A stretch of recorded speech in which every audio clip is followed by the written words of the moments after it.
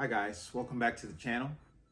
If you're new here, please subscribe so we can show you how it's possible to live without loans. In today's video, I'm going to be talking about ways to pay for college without taking out student loans. So we all know the cost of college education has just risen over the years. It continues to rise every year, and it seems like there's no limit on what they can charge you for an education. Loans may seem like the only option in your case, and it seemed like that for me, but there's a lot of hidden costs to taking out student loans.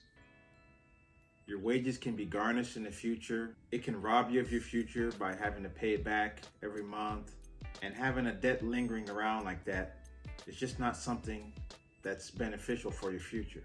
So there are three main ways outside of loans that I would recommend to use to pay for college.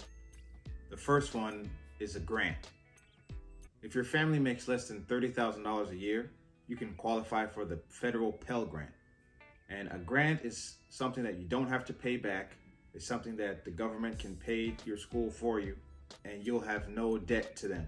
When I qualified for the federal Pell Grant back in 2011, around that time it was about $5,000. And now I see it's about $6,800. So that's free money for you to use for school. Another way to pay for school is scholarships. There's a website called fastweb.com, and I'll be sure to link it in the description. But basically, that's a website that can connect you with scholarships from all over the country. So I actually made an account, and I'll include that here, where I qualified for over $179,000 in scholarships. Now, I'm not in school now. I don't have plans to go to school anytime soon.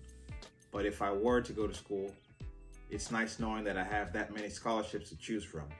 And you can scroll down and see different scholarships that'll help you. So it may be like $2,000 here and $500 here. And there's some for $10,000. Some of them don't even require you to write an essay. You can just do a video. My recommendation would be to apply to all of them. You can make time in your day to apply to 5 a day or whatever you can do, and that'll definitely help you in the long run. It's better to apply to them all, and no, you won't get all of them, but some of them you will.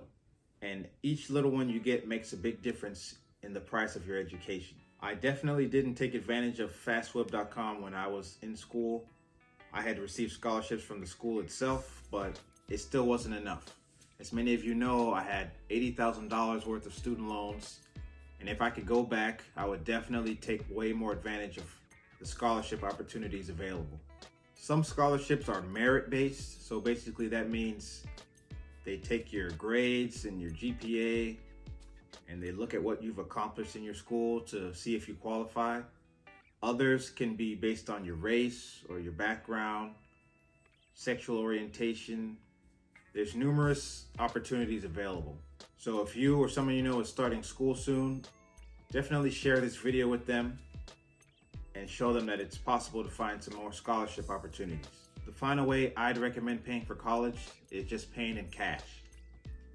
It might even help you to, if you're in high school, to do a trade school like electrician or plumber, because those are also high-paying occupations.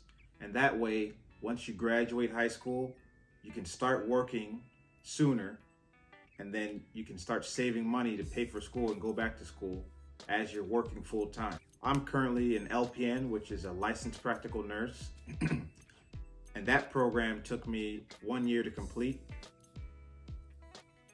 And I'm very grateful for that program because I was able to start working immediately, and that played a big role in us paying off all our debts. Definitely in the future, I've thought about going back to school once our mortgage is paid off, and by that time, I'll definitely be able to afford it in cash. So definitely take advantage of that if you're able to.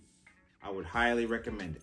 Paying for school in cash also just gives you peace of mind knowing that whenever you graduate, you won't owe anything to the school, and if you're in a well-paying career field, you'll start making money, and all that money will be yours. And with all this talk of student loans and going to school, if you already have student loans, it's important to stop taking them out. So let's say you're in your second year of college and you already have student loans, it's important to stop taking them out. The problem with so many students now is that they just keep adding on more debt when they have debt already, and it just makes it harder for them to get ahead in the future. It's also important to go to school for a major that'll pay you well after you graduate. If you follow Dave Ramsey, he often pokes fun at people that go to school for certain things, and he'll say, like, don't go to college for left-handed puppetry, for example. Basically saying, go to school for something worthwhile that'll actually pay you and make everything worth it. There are also many jobs out there that don't require a college degree, such as the tech field, where you can do things like boot camps and immediately start working and make well into the six-figure range. Well, thanks for watching the video. Please share this video and comment down below. Let us know if you've ever thought of other ways to pay for school, if you've ever applied for scholarships. Let us know down in the comments. Bye, guys.